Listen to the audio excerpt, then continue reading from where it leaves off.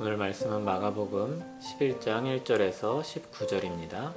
키워드는 나귀를 탄 왕, 주님의 집, 만민이 기도하는 집입니다. 그들이 예루살렘에 가까이 와서 감람산 벳바게와 베다니에 이르렀을 때에 예수께서 제자 중 둘을 보내시며 이르시되 너희는 맞은편 마을로 가라. 그리로 들어가면 곧 아직 아무도 타보지 않은 나귀 새끼가 매어 있는 것을 보리니 풀어 끌고 오라.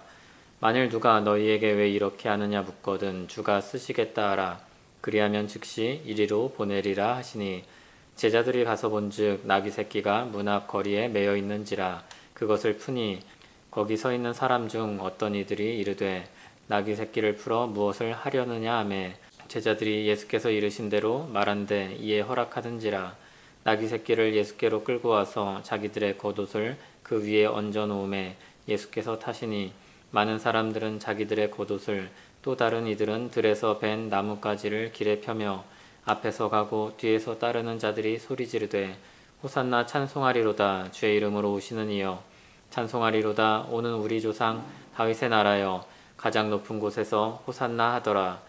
예수께서 예루살렘에 이르러 성전에 들어가사 모든 것을 둘러보시고 때가 이미 저물매 12 제자를 데리시고 베다니에 나가시니라. 이튿날 그들이 베다니에서 나왔을 때 예수께서 시장하신지라.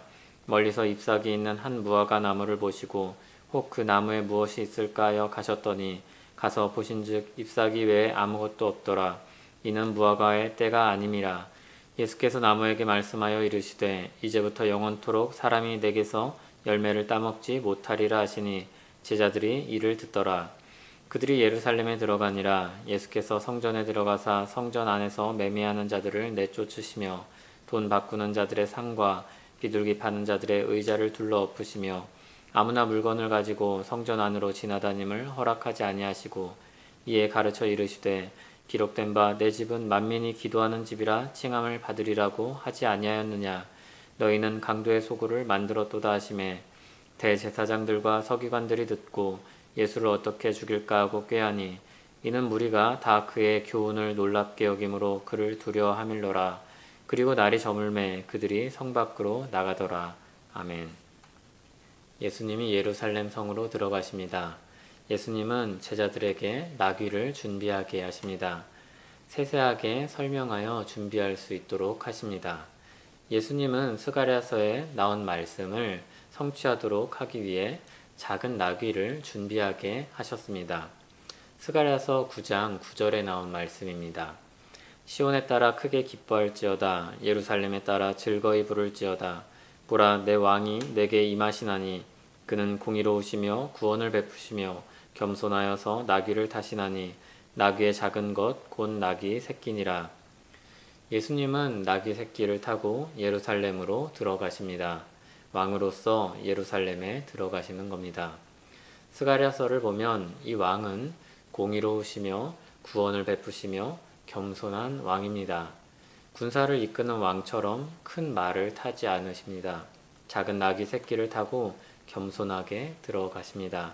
그러나 능력은 결코 작지 않습니다. 공의로우시며 구원을 베푸시는 왕입니다. 제자들은 왕을 모시듯이 자기 겉옷을 나귀에 얹습니다. 무리는 왕을 맞이하듯이 겉옷과 나뭇가지를 길에 펴니다. 호산나 찬송하리로다. 주의 이름으로 오시는 이여. 이 외침이 길에 가득 외쳐집니다. 그러나 예수님을 왕처럼 맞이하고 모셨던 사람들은 그때뿐이었습니다. 예수님이 십자가에 달리실 때 사람들은 외면하였고 조롱하고 비난했습니다.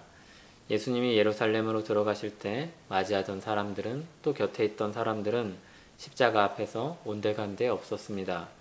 그와 같은 현실을 보여주는 절정은 성전의 타락한 모습이었습니다. 장면이 바뀌어 무화과 사건이 나옵니다. 예수님이 멀리서 잎사귀 있는 한 무화과 나무를 보셨는데 막상 가보니 잎사귀만 있고 열매가 없습니다. 무화과의 때가 아니었기 때문입니다. 그럼에도 잎사귀가 있기에 열매를 기대하셨습니다. 그러나 잎사귀만 있을 뿐 열매는 없었습니다. 예수님은 이 무화과 나무를 저주하십니다. 이 무화과 나무는 본래 가치를 잃어버린 성전을 상징합니다. 그래서 바로 성전 이야기가 이어집니다. 다시 장면이 바뀌어 성전에 들어가는 장면입니다. 예수님이 성전에서 매매하는 자들을 내쫓으십니다. 돈 바꾸는 자들의 상과 비둘기 파는 자들의 의자를 둘러 엎으십니다. 만민이 기도하는 집인 내 집을 강도의 소굴로 만들었다고 말씀하십니다. 상인들은 자기 잘못을 알고 있었는지 크게 저항하지 않고 자리를 떠납니다. 성전에서 이와 같은 일들이 있을 수 있도록 누가 허락하고 허용했을까요? 대제사장들일 것입니다. 이에 대제사장들과 서기관들이 듣고 예수를 어떻게 죽일까 꾀합니다. 그러나 무리가 예수님의 교훈을 따름으로 섣불리 움직이지는 못합니다. 대제사장들은 자기 속을 차리고 자기 자리를 지키기 위해 성전을 강도의 소굴로 만들었습니다. 더 이상 성전은 하나님이 계신 곳이 아니었습니다. 하나님의 구원도 그곳에 있지 않았습니다. 그곳에서 대제사장들은 종교 장사를 하고 있었습니다. 그들의 종교 행위는 장사와 다를 바 없었습니다. 성전은 돈벌이 수단에 불과한 곳으로 전락했습니다.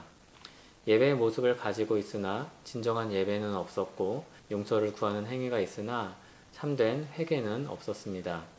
성전은 잎만 무성하고 열매 없는 무화과 나무였습니다. 성전은 본래 만민이 기도하는 집이어야 했습니다. 솔로몬이 성전을 짓고 하나님께 봉헌할 때 그 집은 만민이 나와 기도하는 곳이었습니다. 거기서 기도할 때 하나님이 들으셨습니다. 하나님을 만나는 장소였습니다. 그러나 이제 성전 건물은 본래 기능을 잃어버리게 됩니다. 이제 특정한 장소가 아니라 참 성전이신 예수님을 통해 예배를 드립니다.